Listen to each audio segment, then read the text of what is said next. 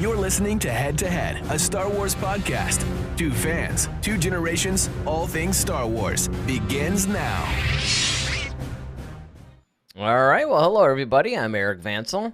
And I'm Daryl Sanders. And we're your hosts for this show on this really, really cool review of The Mandalorian, Chapter 23, The Spies. Now, for me, this is what The Mandalorian should have been all along. Man. Here. Out the gate, man. This is what I'm talking about. I mean, yeah, not even do they just kick it off, but I mean, even just if you take the episode as a whole, to me, this is just what the whole show should have been. Mm-hmm. And a lot of times I think that Star Wars on Disney Plus anyway does have a nasty tendency to sometimes do this. They'll maybe drag things out, or they'll do things that they're not necessarily bad, but they're not really hooking the viewers, where if this is what they gave us all the time, and I realize that, you have to have dips and valleys and then peaks and all that. I mean, you can't just be on and action-packed and all that all the time, but you don't have to be. I mean, you can have a lot of really compelling storytelling. So, yeah. Oh, yeah. Out the gate, I just thought this episode was amazing. Of course, it's probably one of the best episodes, of course, of this whole entire season. I really enjoyed it. There's a lot of depth, a lot of questions were answered. There's a whole lot of meat on this bone. And it gave us everything. It gave us a little bit of everything, a little action, a lot of drama, some comedy. It gave details. It's just, and some cool little surprises and nods to things too. Yeah. So I really, really thoroughly enjoyed this episode. All right. Well, we'll see you guys. No. All right. Well, that's the end of our review, guys. Yeah, that's our review. We both liked it. Make sure you catch it. No. So yeah, I mean, and again, it was pretty cool because there were so many things that we can really get into with this thing. I mean, obviously, this is the first of 2 episodes that are comprising the season finale. Now, I don't know if Chapter 24 is going to be some doubly long thing or whatever, right? Because this episode was 52 minutes, and it could very well be that we have an hour and 10-minute episode, hour and 20, whatever the case may be, or maybe it's just another 50-minute episode, and that's what they're doing. They're making these 2 episodes a little bit longer than the other ones. Mm-hmm. Yeah, I mean, it could go that way. I mean, I would love to see, of course, a longer finale, just because I don't know, it just depends. Are they trying to wrap up this part kind of now, or is it still leading into season 4? You know what I mean? Well, yeah. Yeah. You kind of have to look at it that way too. Well, it was nice to see Moff Gideon back. Yeah, I mean, there's a lot. I would look at this episode as almost kind of two stories in one. Because you have the first half of the episode where we're primarily dealing with the situation dealing with Mandalore. Okay, you got them going back to Navarro and seeing those huge, which I thought was so sweet. Seeing that light cruiser, coming to Navarro, and everybody was kind of freaking out, what the heck is going on? But then you see the markings under it, the whole Mandalorian thing, them settling on the outside, and Grief Karga coming out to welcome them and everything like that. But you got the whole aspect of the different tribes of the Mandalorians trying to reconcile.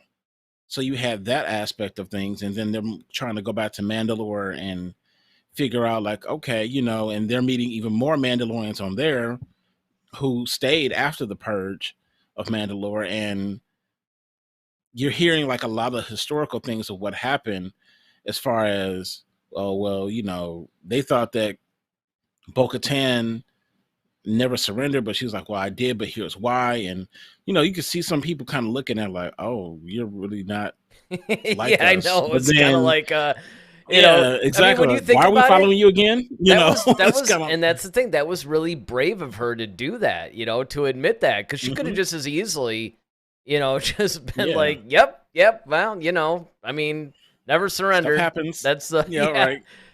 but instead she basically came clean about it and was like, well, that's not entirely accurate, as they Highly said in accurate. Yeah. Independence Day, right?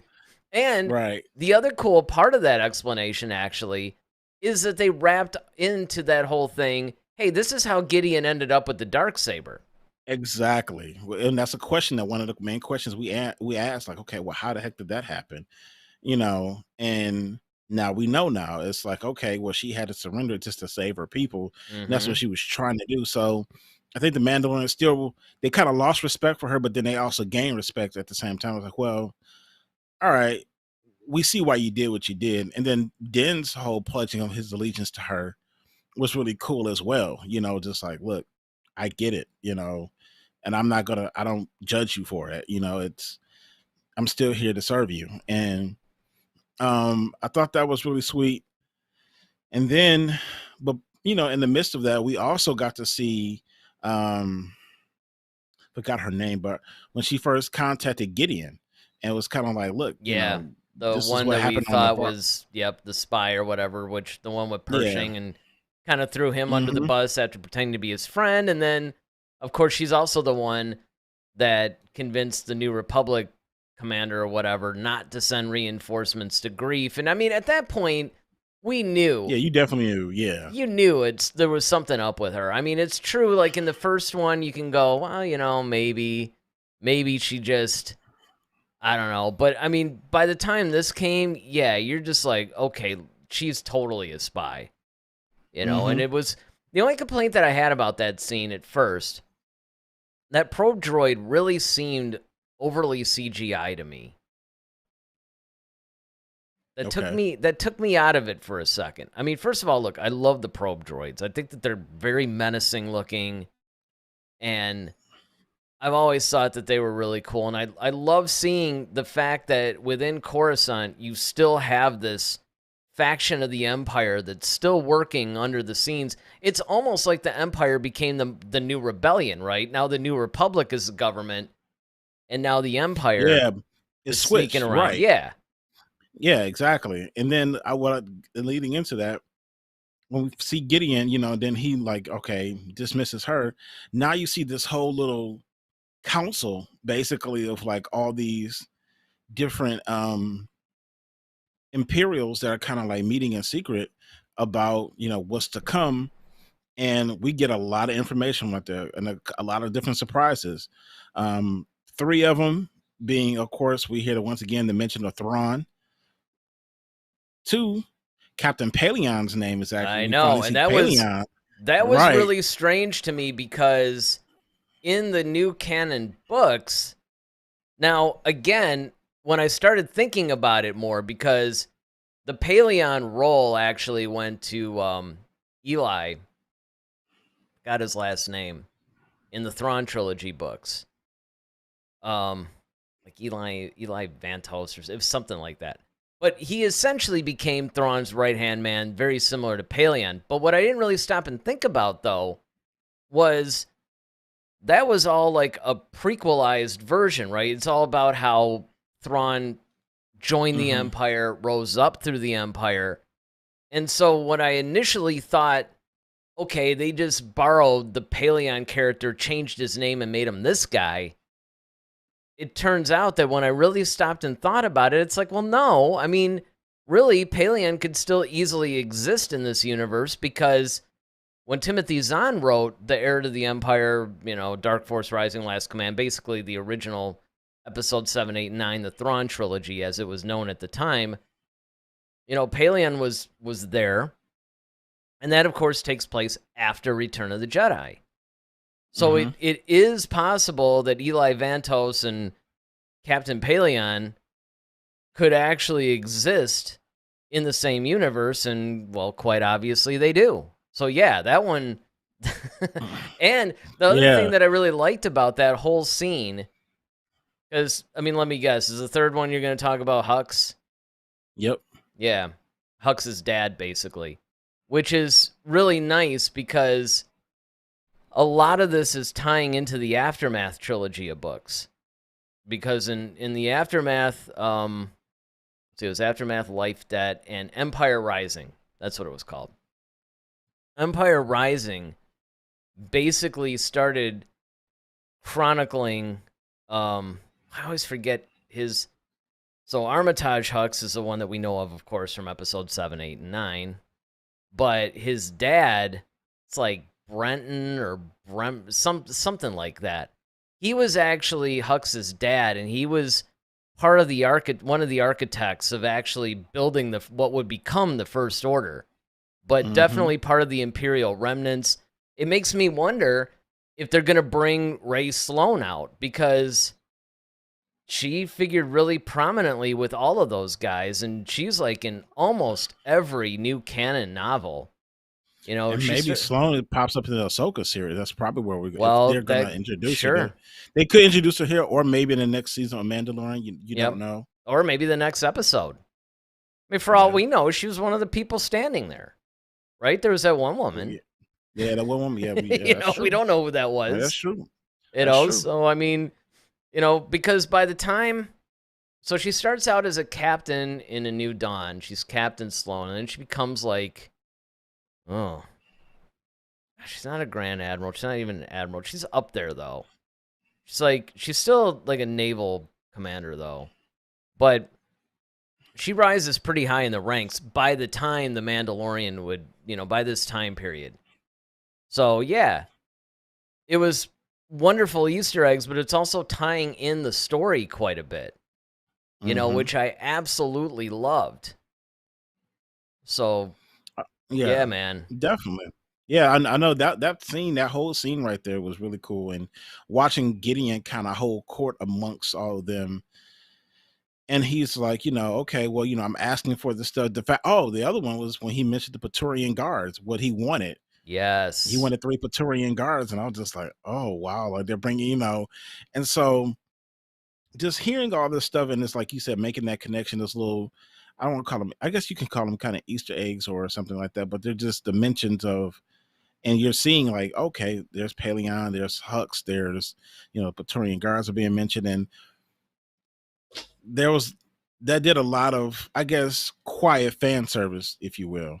But then watching Gideon really hold court amongst his peers and just seeing how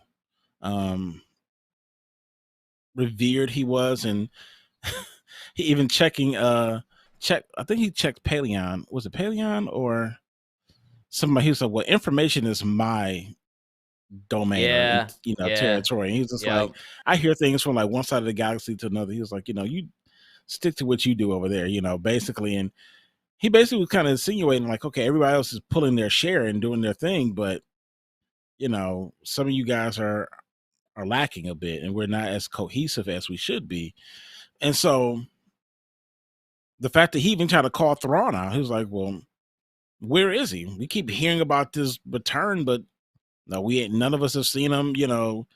Is it a bunch of hogwash, or maybe we should look to new leadership? And so you see where he's trying to ascend himself into that machine absolutely. as being, so you got to wonder, like, now on that front, when Thrawn does eventually come into the picture, how are those two going to? Are they going to coincide? Are they going to be like another Kylo and Hux type situation where they're battling for that top spot? Is Snoke a part of the equation yet? We don't know. I mean, as far as the Praetorian Guards being mentioned, that's what made me think that Snoke could be around at this point in time. But I'm not, and maybe he's in the shadows because the focus is on Thrawn. So I don't know. Like, there's a lot of different things that are going on in this, but that's why I thought that was like a really meaty scene, because you have a lot of different players on the chessboard right now that are being either mentioned or seen, and I really thoroughly enjoyed that. No, and I agree. And I mean, I'll go a step further on that too. I think honestly that what's going to happen is we're probably going to see Thrawn maybe as early as the season finale of this episode. Now, It would make sense, maybe even to see him in a hologram, but I'm not entirely sure that they want to actually waste his cameo on The Mandalorian. I think that they want to wait until Ahsoka comes out to do that because, that was one of the big things in the Ahsoka trailer, actually, was the fact that, hey, it's Thrawn, and they showed him from the back and all this other stuff. Now, they might have done that only because they knew they wanted to pop him out in the season finale of The Mandalorian. But I think the most we're going to get of Thrawn, maybe a hologram. I don't know. I just don't see him making an appearance. Yeah, I mean, I think that's fair. I mean, because on one hand, and that's why I'm kind of curious on how they're going to do this. Because on one hand, you have Thrawn his name constantly being mentioned in Mandalorian. However, he's definitely the antagonist in Ahsoka. Mm-hmm. But the thing is he going to be the antagonist in both series, or they're going to keep Gideon around as the main antagonist and kind of have Thrawn's name looming around? Well, they might. And actually, here's something. When you brought up Snoke earlier, I could have sworn I saw a bunch of Snokes in those, I don't know, tanks or whatever. Oh, as they were walking through? Yeah, as he was walking through, going to his little... Yeah, because he mentioned the cloning thing. He's like, yeah, cloning is your thing. He's sure, like, and I mean, is you mine. saw... Right, yeah. Exactly, and you saw those tanks, and it kind of looked like a bunch of Snokes. It could be. I have to watch it again. I didn't look that deep into the tanks. Mm-hmm. But, yeah, and that's what I'm saying. Like, there's a lot going on in that whole little passage. And, you really don't know, like, okay, who's really truly pulling the strings. Is it Snoke all along, and he's using Thrawn in the midst of until he kind of solidifies the First Order, or is it, and then is Thrawn using Gideon up until a certain, you just don't know who's really pulling. I mean, ultimately, we know it's the Emperor, but we don't know if he's back yet officially. I mean, obviously he's not officially, but he hasn't made the announcement yet. But I'm just saying, like, is he in the background at this point in time? Yeah, exactly. Doing like stuff. engineering We don't this whole know. thing. Well, Yeah, exactly. I don't think so, because I'm trying to think of when Aftermath takes place, because this is where they're getting a lot of their source material from, it seems anyway. One of them is basically the whole Battle of Jakku, when the Emperor, told the Empire, hey, everybody go there, and he had that super weapon, which of course they neutralized, obviously. But it's hard to say then, because obviously he wasn't back at that point, and that was when Hux's dad, Mr. Hux, was with the rest of them. Yeah, exactly, Hux Senior. That's when he was doing that. So I mean, it's really hard to say in this timeline where they're going with it, and we also don't know how many episodes we're gonna see. So this is so hilarious, dude. I'm watching this really crazy bug like crawl around my camera lens. Well, it's not interfering with your... No, it's not yet. I think he's found the monitor. I might have to actually let you talk for a while I go kill this thing. Yeah. Well, yeah, then, talk for a while. Let me kill this bug, man. This thing could be like one of those stink bugs or something like that, and those things could be pretty crazy. Yeah, and it's like, I mean, he's kind of just chilling here, and it's, I'm almost content to let him do it, but it's really distracting me when he moves. So, yeah. No, I totally get it. Yeah, take this for a bit. But yeah, so then we move on to some other things where now we have the whole Mandalorian faction kind of on Navarro, and then now they decide, like, okay, we're kind of gonna go to Mandalore, and so bo-katan kind of puts a unit together where she wants people from each tribe represented, which I thought was a great leadership move. And they're going to send a scout team down to Mandalore to actually, kind of discuss what's going to happen as far as finding a new place to dwell on Mandalore. And while they're there, Den is kind of in the Bay Area with the rest of the Mandalorians, and he's kind of hearing the stories of people talking like, yeah, I was there when the purge happened. I was there when Mandalore, was, as they call it, the Night of 1,000 Tears, which is kind of a cool name. I mean, it's terrible, but the name that they gave the massacre was kind of cool. But they land on Mandalore, and they see this kind of like, it looks like a sail barge from like Jabba's palace, almost, kind of. But they meet the sail barge, and there's more Mandalorian there, and they kind of pick them up and realize that it's bo-katan, and they're picking her up, and the rest of everybody's on this boat, and they're trying to get to the new forge. And then the weird dinosaur looking thing, it's like a metasaurus or something like that, kind of pretty much breaks out of the thing, so they all kind of have to abandon ship in a sense to kind of find a new place to dwell. And in the midst of it, they're kind of walking around and doing stuff.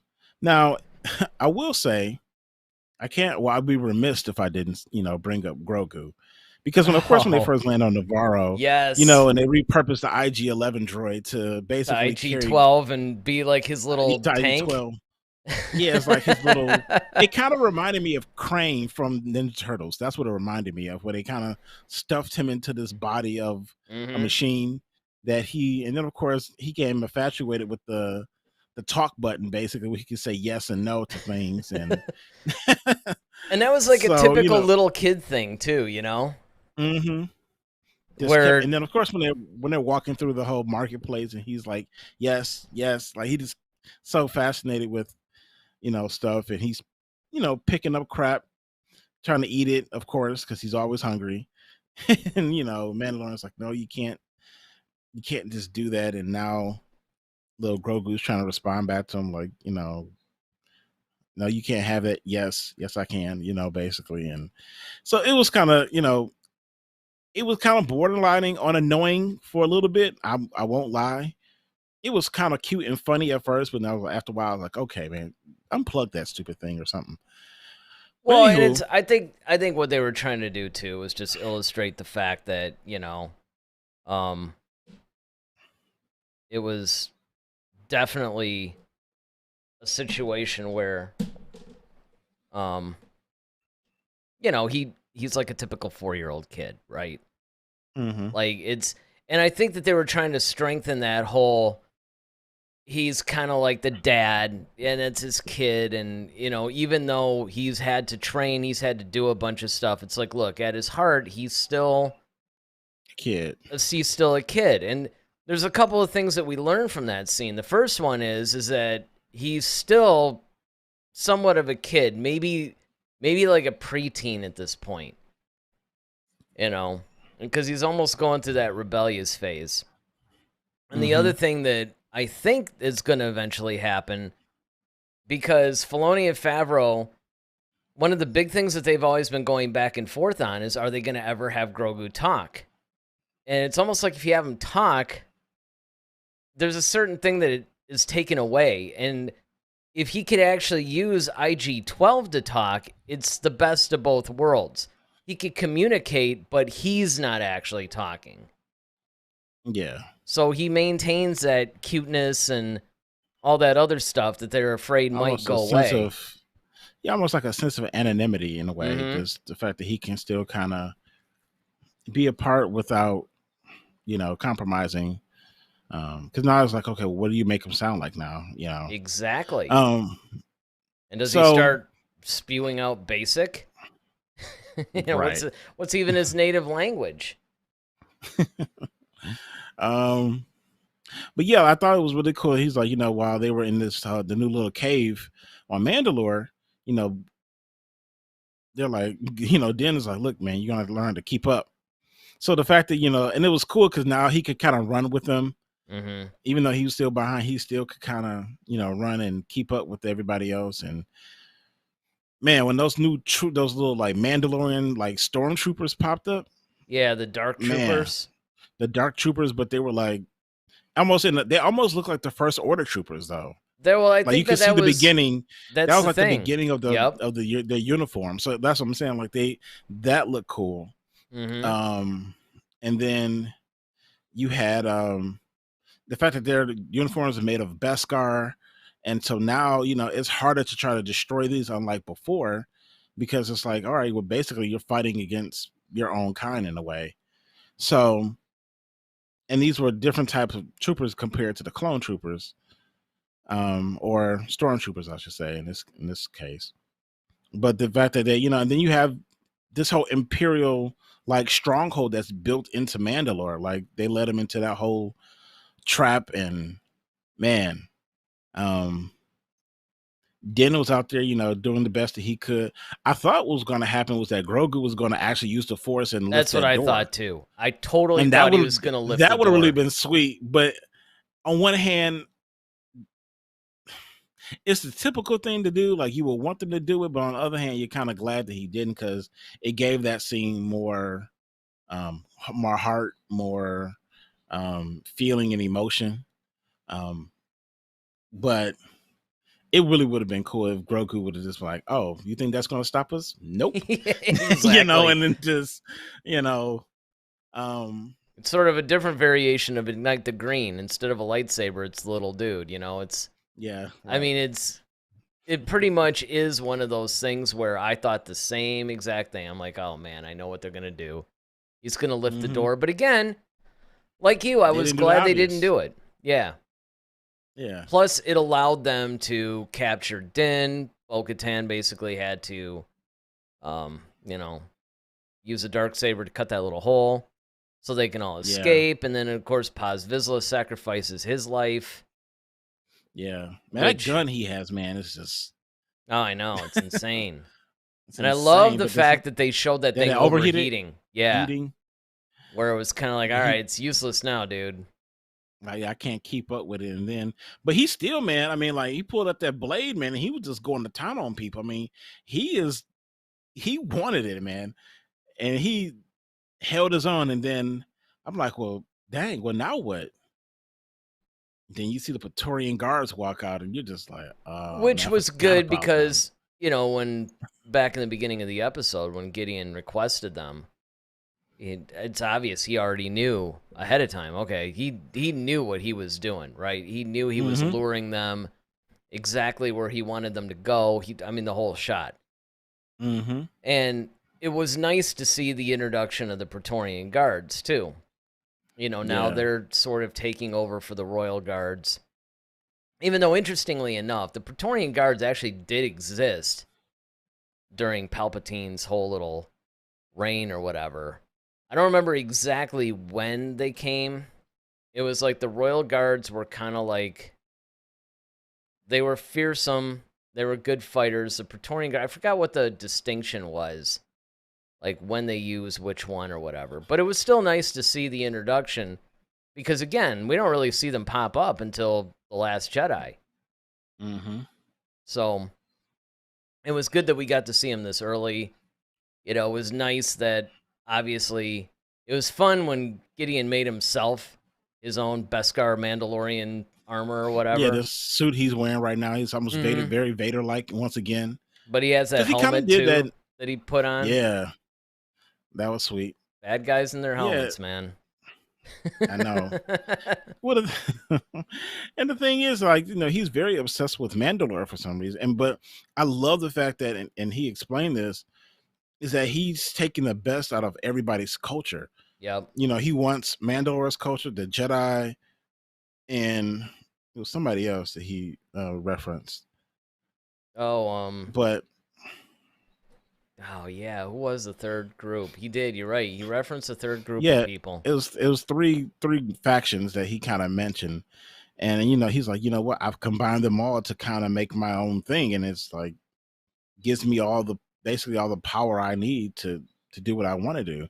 And now you kind of see why he wanted Grogu, because it's like, okay, well, there's the Jedi influence. So he didn't get a chance. So he wanted to use that, the Mandalorian, and then he would have been unstoppable if that would have been the case. Because can you imagine? Like, that's what would make Grogu, like, if Grogu ever was like a full See, I don't Mandalorian. think that's where they were going with it. It sounded like, if you look particularly in the first and a lot of the second season, they're trying to extract the blood. I think Gideon was trying to get the midi-chlorians injected Yeah, into him. that's what I'm saying. That's what I'm saying. Like, he's trying to combine.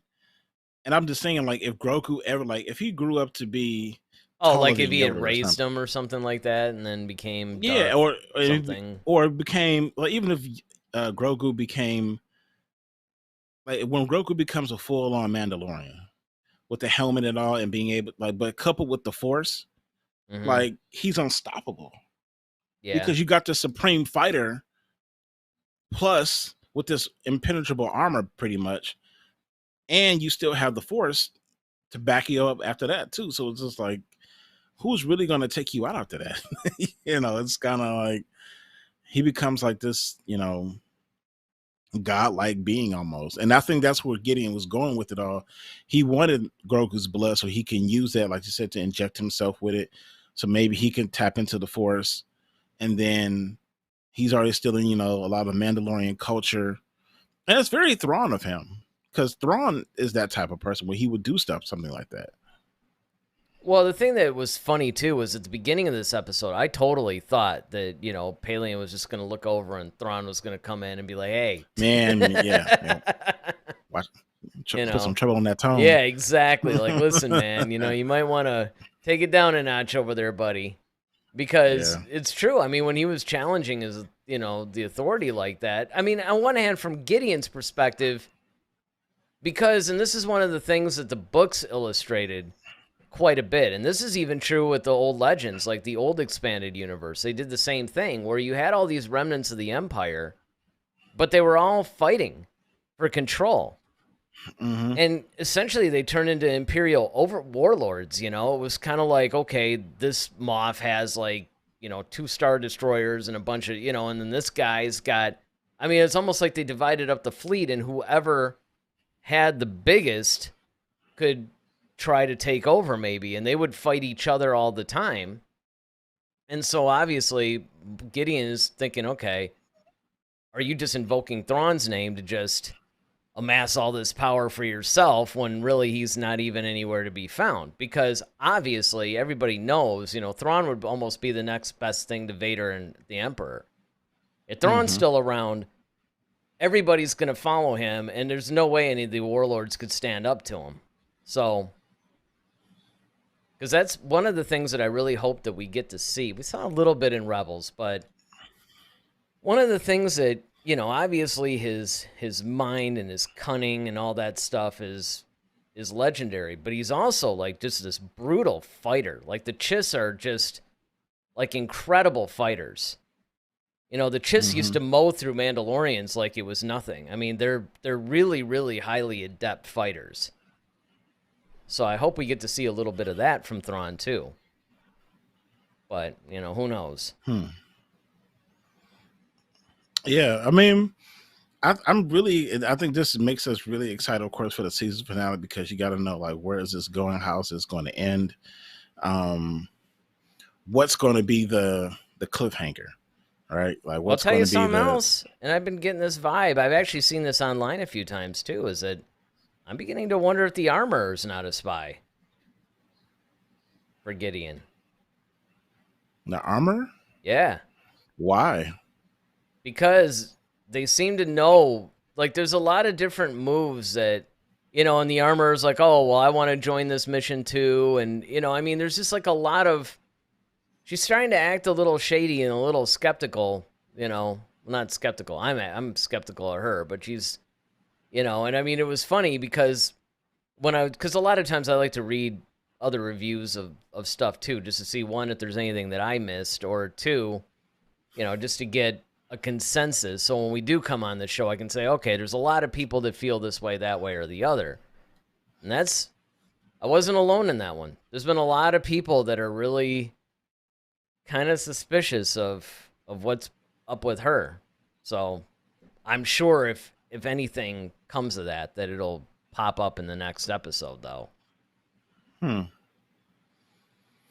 my question to you and everyone else: do you think we've seen the last of Luke? I don't know. It's tough to say. I'm actually surprised that Gideon didn't mention that. You know, Me too. When he was talking about, you know, all the people that they had to stand up to, it's like, well, dude, he just like the Jedi Grandmaster just came out and schooled everybody. Wiped out all your droids, dude. All your droids, everything. So I mean, he just wiped out, you know, like a little 10 or 15 of those things. So it's kind of like, you know, from the time he landed to yeah. And so very in fact, quickly, you almost try to kill yourself. I mean, So it's sort of like, are you not worried about it? Now, of course, it could be that he already told, or somebody told Thrawn about it, and maybe he figures, I don't know, because that's a weird thing, because you would think that Gideon would wonder, like, okay, well, where did he pop up from? And is he still working with these guys? Because exactly, for all he knows, the New Republic might have called him in. I mean, it turned out it was Ahsoka. Now, of course, the big thing in Ahsoka is going to be looking for Thrawn. That's like the main plot of that show. So, you know, maybe Thrawn is just like, look, I'll deal with the Jedi. You just handle the Mandalorians or something. Well, if he would, you know, because, of course, Gideon still hasn't seen any evidence of him. Which is weird, because up until now, we thought that Gideon was working directly for him. For Thrawn? Yeah. Because we thought that was... I mean, he is indirectly. I mean, Thrawn is the big puppet master, like what we theorized last season, but we thought that it was more of a, hey, you know, Gideon's going to go into a room and turn on a hologram, and boom, there's Thrawn or something, or mention him or whatever, you know? And instead, Ahsoka's just coming into the episode, and we're all, you know, jumping for joy that we're actually seeing a live-action Ahsoka, and all of a sudden, she comes down and goes, where's Thrawn? And then we really lose our minds. Right. So it's like, you know. I'm really, that's my thing. It's like, I'm wondering, like, as far as Luke is concerned, I mean, he knows Grogu made his choice to what to do, and so Luke is kind of, but you would think that would be on kind of their radar, because it's like, all right, if Luke decides to rebuild the Jedi Order, which he's trying to do, that's a direct problem for them. Oh, yeah. Because it's like, you know, you get enough people who are powerful enough, you know, it's like, all right, you don't have, and I think that's why he really wanted, you know, also another reason why Grogu would have been of use to him, because like, okay, well, at least we can fight force with force in a way. But now it's kind of like, all right, you're still kind of screwed if you got like 8 Jedi running around who are well trained and skilled. Yeah, Plus these Mandalorians. I mean, well, you know, yeah, but the thing is, you're trying to start is going to be.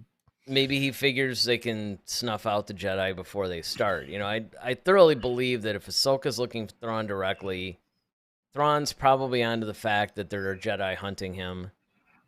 You know, who knows? I mean, the fact that Luke just came out of nowhere, though, you would think that, hey, remember the son of Vader, the guy that everybody fears, the guy that actually took down the entire Empire?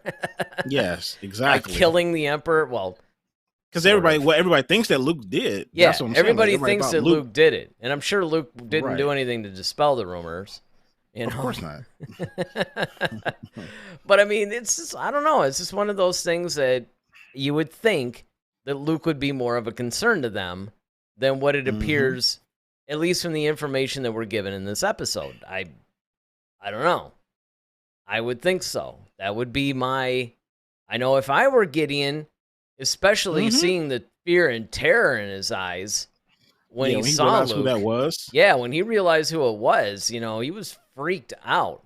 Like, I've never seen him freaked out. I remember that was a big talking point for us. Absolutely, yeah, because it's like, you know, they're like Jedi, and you know, they're seeing them walk around. It's like, okay, but then like when he kind of saw that screen, you know, it's kind of like you got to wonder if he knew who that was, and it's like, it seemed like it, because it's like, you know, I don't think he really knew of Ahsoka. So, and the guy, think about it, this is after Return of the Jedi, so you know, as far as they knew, Luke was the only one around. So he probably had to safely assume that's who it was, especially coming after Grogu, who's like Yoda. So it's like, and Gideon was around when Yoda was around. So he probably put two and two together. Was just like, Well, yeah, the other thing this is a too, problem. and you brought this up at the time that we were reviewing it, even back in, the season finale of 2, is the fact that Luke was the one that blew up the Death Star. You know, Luke was known among the Empire. You know, Oh, everybody, very much so. people knew who he was. And people also Mhm. knew about his whole little Jedi, kind of like his Jedi status or whatever. You know, I don't know to what degree, but it seemed like it was somewhat known. You know, and I mean, they knew, look, that's Vader and the Emperor's thing. We're not, we're not messing with it. But when he seemingly took them down, well, yeah. I mean, it's kind of like, okay, if you take both the Emperor and Vader, what hope are you gonna have? It's like, Exactly. so naturally, yeah, I think Gideon did know who that was, and that's why he was so freaked out about it. I don't think. I mean, sure, if it had just been a normal Jedi, he might have been freaked, but he had a lot of faith in his little, Dark Troopers. yeah, The first version. yeah, the first version, mechanical version, if you will. And those things were devastating. I mean, I really like the fact that they showed just how powerful those things were, because that's the juxtaposition is actually what showed just how powerful Luke was. Mm-hmm. The fact that those guys couldn't even take out one, like it took Din tons of shots and all that and everything, and all they beat the crap out of Boba Fett too. Yep. And then Luke comes in and, like you said, just effortlessly takes down like 15 of them or something in just minutes. Short order, man. Short order. I mean, the fact especially when they lined up and he comes off the elevator and he's just it's just going to town. It's like, yeah, I know. It makes me want to see that scene again. Oh man, I watch it all the time. And the best, is when he like uses a force to crush that one. That last one? Yeah. Yeah, he holds it in place and then just I mean, it's just it was just a thing of beauty. It really was. And I'm hoping for another moment like that for the season finale of 3. Because it's funny, because we've had the Book of Boba Fett, and there's been all this talk about everything else, it's hard to believe that whole Luke thing was only last season. It was the season finale of the last season. Mm-hmm. Yeah, it feels like 2 seasons ago. And how do you top that? I know. That's the thing. Without using him again, Well, that's it. It's like, does he come back again to save the day? Because then it's like, okay, well, now you're almost kind of expecting them to show up all the time, or you need to have something, at least if it's not a saving the day moment, it has to be the opposite, where it's like things look so grim. It's just like, how in the world are they going to get out of this? Because they still have Din. So like if something happens, it's like, okay, well, it has to look so grim. It's like, how in the world is Din going to get out of this one? Yeah, or, the other thing is they could always pull the Thrawn card on the season finale of this show, and then it bleeds into Ahsoka, 4 months later. That is an option. Now, the other thing I thought about was, what if Ahsoka shows up at the end of this one? Well, that's possible too. Especially since we've mentioned Thrawn. If Thrawn, let's say they figure out, maybe she fears that Thrawn is with Gideon or something like that, and she finds out that they've got Din and Grogu anyway. So she's like, all right, well, let me go up here because Thrawn's there anyway. Let me go up here and try to save them and vanquish Thrawn and find Ezra. But let's say Thrawn kind of gets away, but she still ends up saving Din, and then now we have the setup for Ahsoka. Yeah, because, and that's what I'm thinking, because really in a lot of ways, if you remember, that storyline that was set up at the end of the season 2 finale wasn't solved in this season. It was actually solved in the Book of Boba Fett. So it would make sense that they could pull another version of that, right? Where they set up some crazy season finale situation for this season that is then resolved in Ahsoka.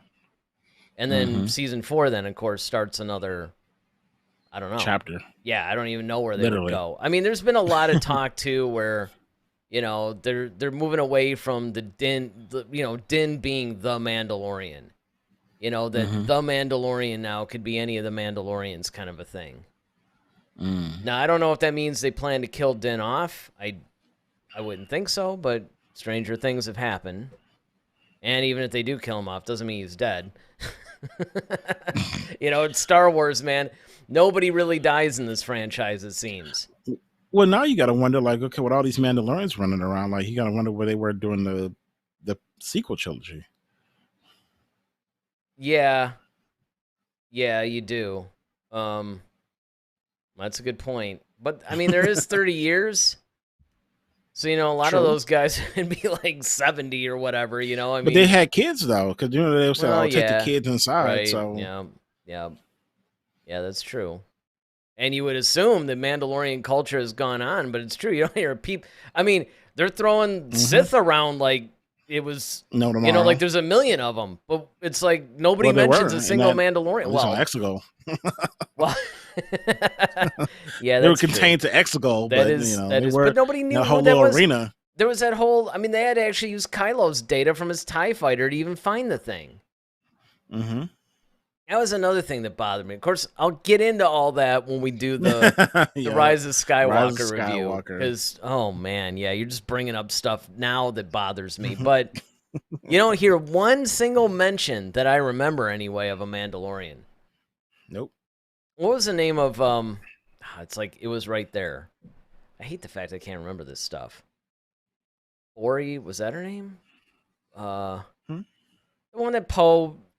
It was kind of like a love interest, but the one with the she kind of looked like a Mandalorian, but she didn't. Yeah, kind of with the helmet and the red, you know, it's like such a simple name too.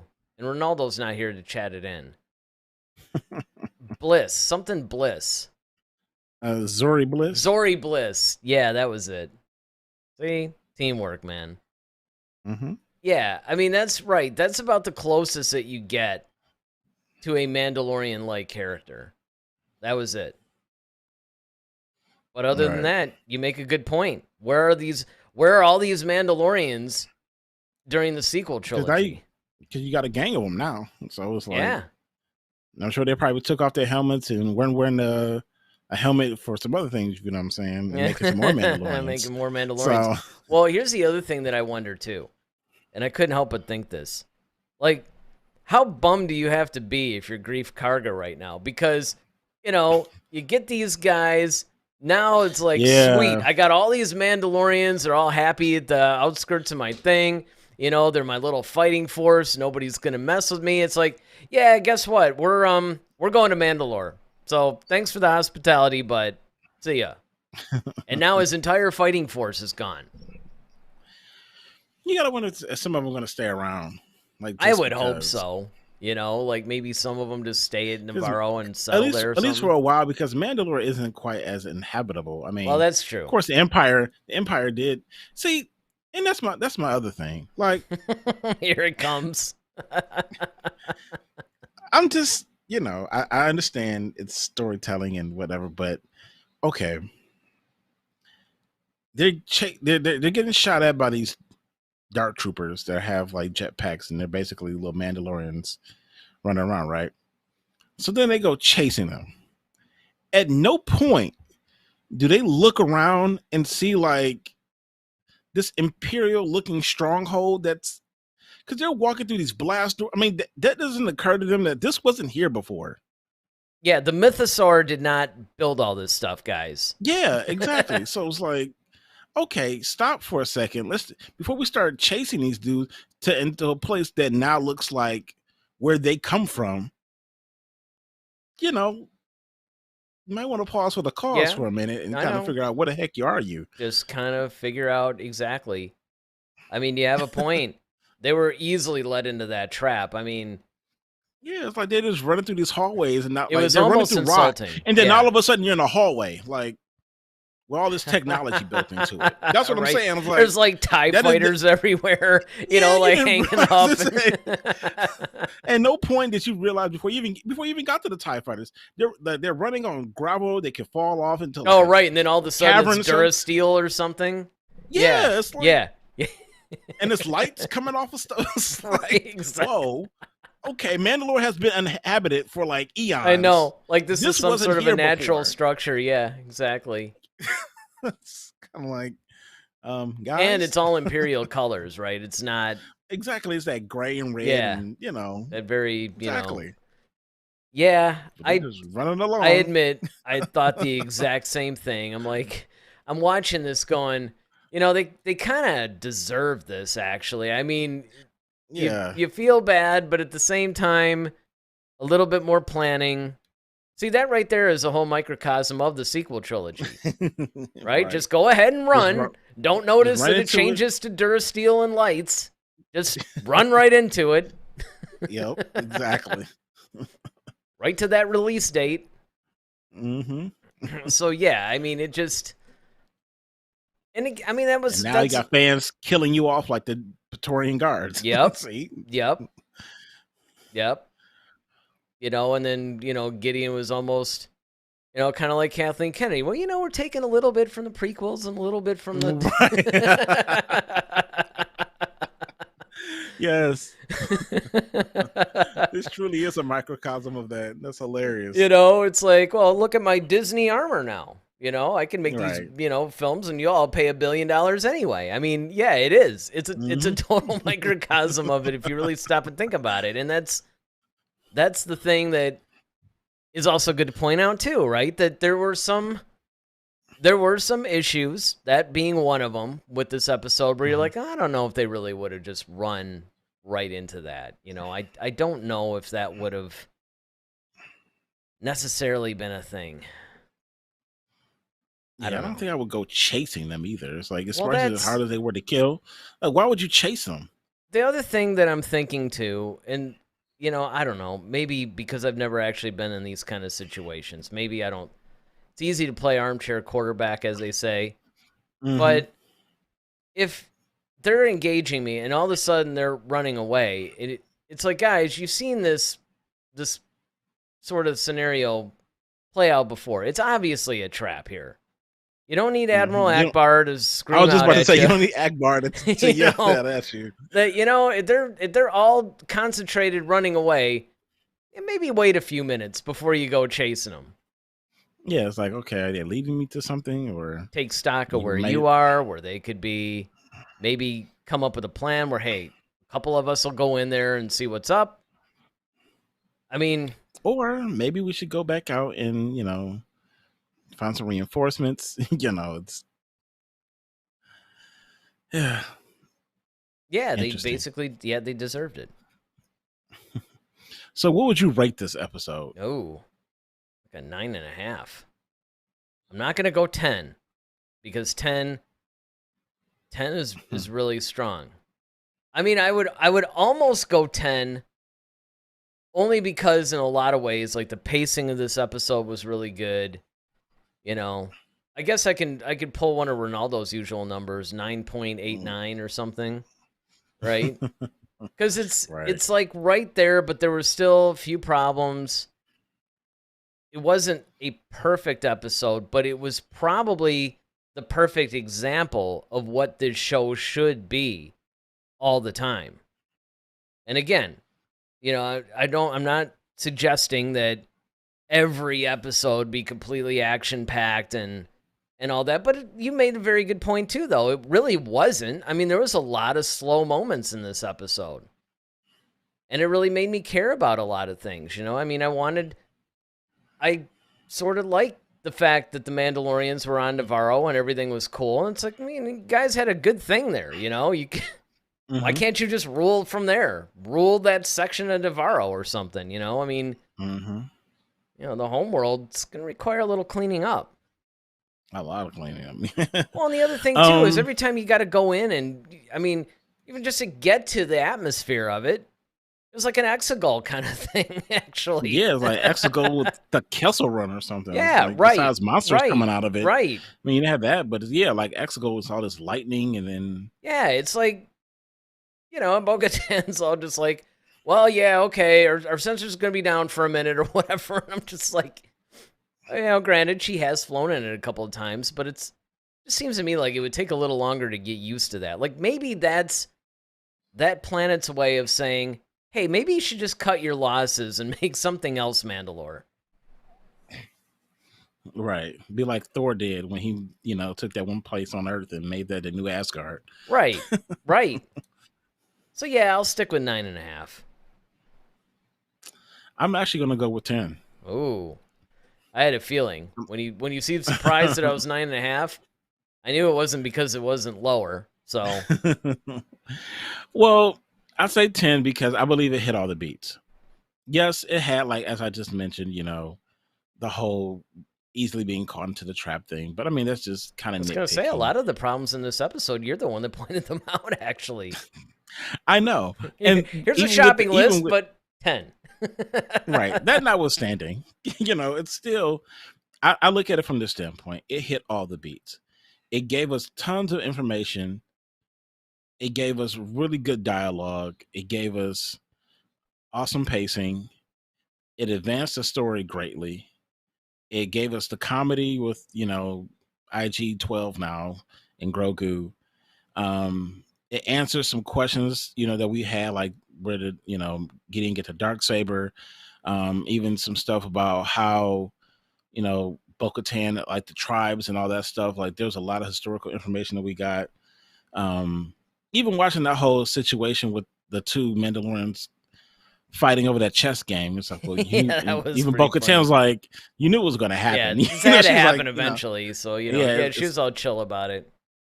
but Yeah, she was that just was like, that was cool. neither side can step in, and but then Grogu kind of came in between them. Was like, guys, knock it off. The whole no. Yeah, that was Yeah. actually a really cool scene, honestly. Yeah, I forgot to bring that up during the show. I don't know what you brought up when I was busy killing this bug, but yeah, that was a pretty big one. Not the bug. But so I think, yeah. But I think like I said, this episode hit all the beats. It had great action. You cared about the characters, like, Paz Vizsla, like, this, him sacrificing himself was really good. Bo-Katan trying to make the leadership calls, and just a lot of growth, a lot of depth, a lot of great writing in this particular episode. It was really, No, I really agree dense, with you, man. and I loved it. So I was pretty much right there. It's just, see, part of it too, and who knows? I mean, I've never actually retroactively gone back, although I've threatened to. I'm really curious on how the finale is going to be. And my fear is that the finale's better. I mean, sure, you can give them both 10s, I guess, but I just want to, always like to keep those 10s in my back pocket. It's very rare. I have given them out before. Star Wars hasn't really given me a lot of reasons to give 10s. There was one Andor episode I think I actually gave a 10 to. I don't remember which one it was, but I do remember. I think that was when it was. And of course, I think you might have given a 10 to one of the Visions episodes. I maybe. No. Negative 10 maybe, right? You've never heard me say a Visions episode got a 10. Have you watched the trailer yet? No, I haven't. I still got to watch it. You still got to watch it. I'm curious on your thoughts on it. And we'll, hey, May the 4th. They drop. We get to review it. Yay. Zippity doo dah. They're going to be like, hey, can we just review the entire season in one episode? Short enough, right? But if it's cool, if it's as cool as you say it is, then. Oh, yeah, okay. Put this on me. All right. No, I'm just saying, based off the trailer, I'm like, okay. I can tell you definitely there was the one episode, and they show clips from it throughout the trailer, but they open with it. And that episode, at the very least, but even a lot of the other ones, like I said, there's some of them where it ventures into a little bit more kid territory. I think there's even a claymation episode or something, but the difference is between this season, at least from what I've seen of the trailer, and then the first season, is this one actually feels more like it belongs in the Star Wars universe. Whereas before, it almost, like season 1 was almost like we're telling just these anime stories using Star Wars things.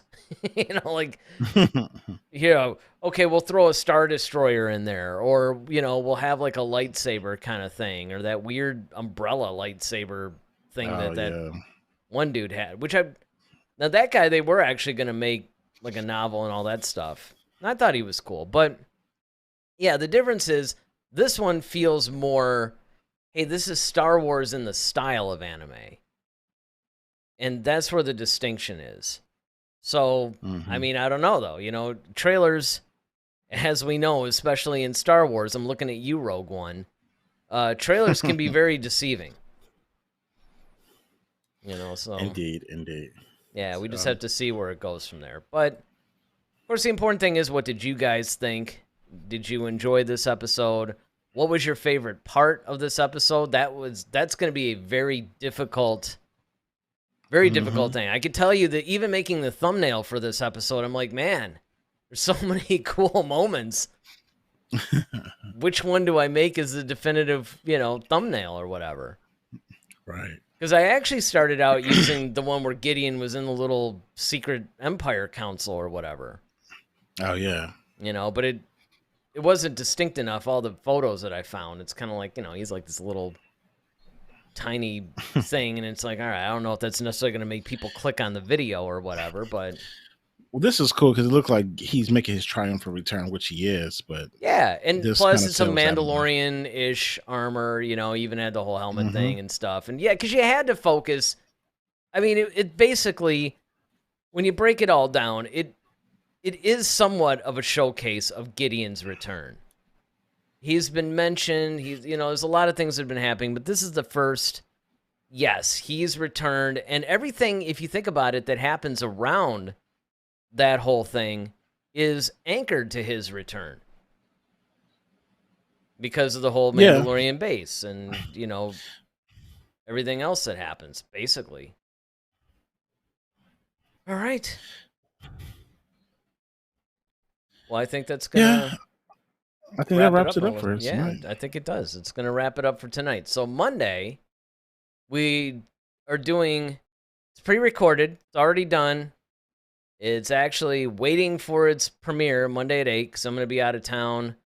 So we're not going to be able to go live Monday, but it's a premiere. You guys can chat. We do a little bit of a Star Wars Celebration wrap-up.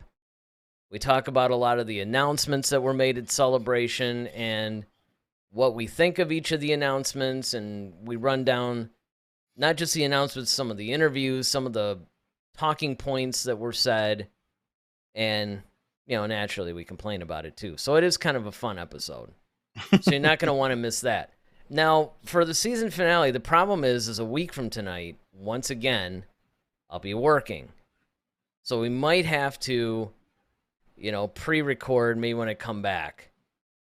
Like Thursday or something, and then kick it out for Friday, and then that'll catch us up. We'll be done with the Mandalorian at that point because that'll be the season finale. So schedule's a little sketchy again. Regular viewers, you guys are used to it. We'd love to do this full time, but that's just not happening right now. So you just have to deal with some of these little pivots that we have to make in our schedule. But again, most Mondays, most Fridays, we are live at 8 o'clock. We try to put a pre-recorded episode in there if we can. If not, hey, just wait till the next Friday or Monday. We'll be back. So, I think with that, I'm Eric Vansel. I'm Daryl Sanders. May the Force be with you. Always. Head to Head, a Star Wars podcast. Be sure to follow us on Twitter @HeadToHeadSW. Submit your questions for our next show. Visit our official website at headtoheadswpodcast.com. Until next time, may the Force be with you, always.